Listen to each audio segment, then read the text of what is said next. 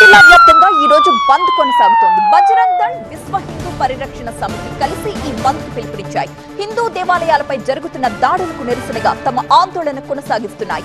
వర్తక వ్యాపార సంఘాలు స్వచ్ఛందంగా ఈ బంద్ లో పాల్గొంటున్నాయి.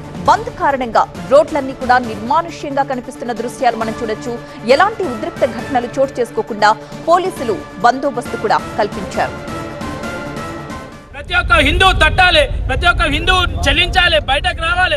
ఇది నా దేశం, నా దేవాలయం లేపేసి ప్రతి ఒక్కరు పోరాటం చేయాలి.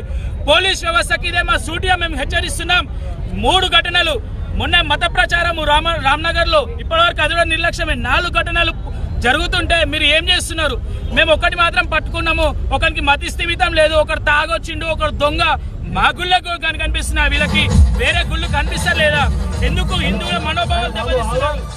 మీరు ఇదే విధంగా హిందూ దేవాలయాలపై, హిందువులపై దౌర్జన్యాన్ని చేస్తే పెద్ద ఎత్తున ఉద్యమాన్ని తీసుకొస్తాం.